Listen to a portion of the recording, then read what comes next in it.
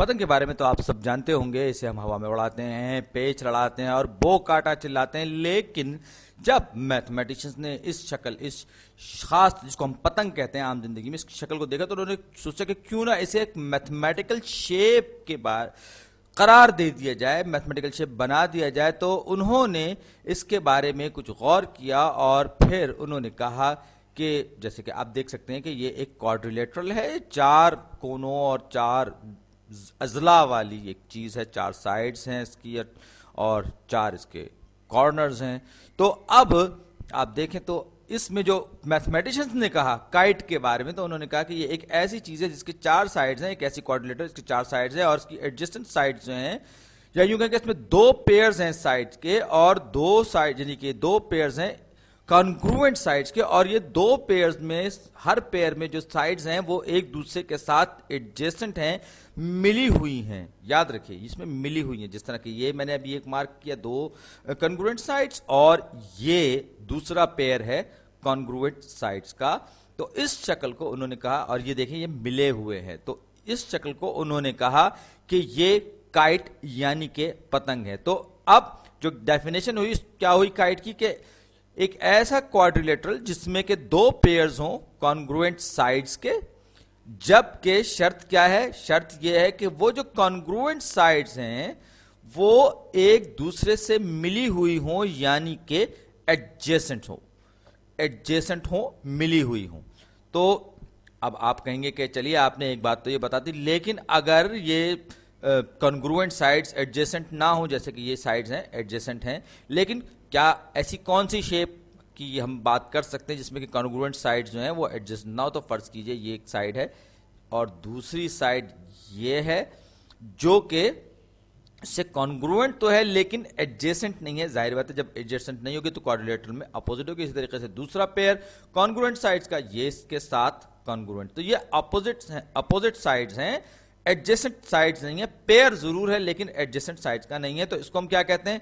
जाहिर बात है कि ये जो शेप है ये एक पैरेललोग्राम है। अगर आप गौर से देखें ये काइट है और ये पैरेललोग्राम है। काइट में एडजेसेंट साइड्स जो हैं वो कॉन्ग्रुएंट साइड्स जो हैं वो एडजेसेंट होती है, जबकि पैरेललोग्राम में एडजेसेंट साइड्स जो होती हैं वो एक दूसरे के अपोजिट, एक दूसरे के मुखालिफ होती हैं। ये बात जहन रखने वाले। अब एक देखिए आप ये बीच में देख सकते हैं ये डायगोनल्स हैं। एक और तरीका जो कि काइट्स को मैथमेटिक्स में डिफाइन किया था वो ये कि इसमें ये जो परपेंडिकुलर है, ये जो दोनों के दोनों डायगोनल्स हैं, एक तो ये कि एक दूसरे के परपेंडिकुलर होते हैं दोनों के दोनों डायगोनल्स, और उनमें से एक जो डायगोनल होता है वो दूसरे डायगोनल का परपेंडिकुलर बाइसेक्टर भी होता है। यानी अगर मैं काइट बनाना चाहूं तो मैं ये भी कर सकता हूं कि मैंने पहले एक लाइन ड्रॉ की और उसका मैंने एक परपेंडिकुलर बाइसेक्टर ड्रॉ किया। इस लाइन का एक परपेंडिकुलर बाइसेक्टर मैंने ड्रॉ किया, ये कुछ इस तरह से, ये 90 डिग्रीज का एंगल है। ये दोनों जो साइड्स हैं जाहिर बात है सेगमेंट्स हैं, इसने क्योंकि परपेंडिकुलरली बाइसेक्ट किया तो ये दोनों साइड्स आपस में बराबर होंगे। अब इनको कोनों को सारे के सारे ये जो कॉर्नर्स हैं इनको हम आपस में मिला लेंगे इन एजेस को, और ये लीजिए जनाब ये बन गई काइट। ये कॉन्ग्रुएंट साइड इस वाली के साथ एडजेसेंट के साथ और ये वाली अपनी एडजेसेंट वाली साइड के साथ कॉन्ग्रुएंट हो गई। तो आप देख सकते हैं कि ये भी एक तरीका है काइट को बनाने का, और ये परपेंडिकुलर है तो ये 90 डिग्रीज का एंगल होगा। इसी तरीके से एक हो सकता है एक और अलग तरह की मैं शेप बना रहा हूं। ये एक मैंने लाइन बनाई, फिर ये दूसरी लाइन जो है, ये दोनों की दोनों लाइनें एक दूसरे के परपेंडिकुलर बाइसेक्टर हैं, यानी कि दोनों की दोनों लाइनें एक दूसरे को इस तरह से काट रही हैं कि पहली लाइन भी दूसरी लाइन के वजह से आधे आधे बराबर बराबर के तकसीम हो गए, दूसरी लाइन पहली लाइन की वजह से बराबर बराबर में तकसीम हो गए, और दोनों 90 डिग्रीज के एंगल पर एक दूसरे को बाइसेक्ट कर रही हैं। और जब मैं इसके कोने आपस में मिलाऊंगा तो ये क्या बनेगा? गौर कीजिए, ये बनेगा एक रोम्बस बनेगा। पहली वाली शेप जो मैंने बनाई थी इसमें अपोजिट साइड में वो पैरेललोग्राम थी, लेकिन ये जो है ये रोम्बस है। रोम्बस में ये इसकी प्रॉपर्टी होती है, और मैं मैथमेटिकली कोशिश प्रूव नहीं कर रहा, मैं सिर्फ विजुअली आपको दिखा रहा हूं। इसी तरीके से एक और स्पेशल केस हम काइट्स का देखते हैं। तो ये जनाब ये दोनों की दोनों साइड्स जो क्रॉस कर रही हैं वो दोनों की दोनों ایک دوسرے کی لینتھ میں برابر ہے اور پرپینڈیکولر بائسیکٹ کر رہی ہے. تو یہ کیا بن گیا ان کو ملانے پر, ان کے کونوں کو میں نے آپس میں جب ملایا تو یہ بن گئے یہ ڈائگنلز کو, تو یہ بن گیا ایک اسکوائر.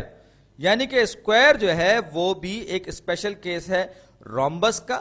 ظاہری بات ہے رومبس کا ایک اسپیشل کیس ہے. ہم یہ کہہ کہ ہر اسکوائر جو ایک رومبس ہوتا ہے اور ہر رومبس جو ہے ان تمام کنڈیشنز کو پوری کرتی ہے جو کہ کائٹ کے لیے ضروری ہوتی ہے, لیکن ہر کائٹ جو ہے وہ رومبس نہیں ہوتی اور اسکوائر نہیں ہوتی. اور اسی وجہ سے ہم کائٹ کو علیحدہ سے ڈیفائن کرتے ہیں جس میں کہ ایڈجسنٹ سائڈ جو ہے وہ آپس میں کنگروئنٹ ہوتی ہیں اور ساتھ ہی ساتھ ہم یہ بھی کہتے ہیں کہ پرپینڈیکولر بائیسیکٹر اس میں ہوتے ہیں. اوکے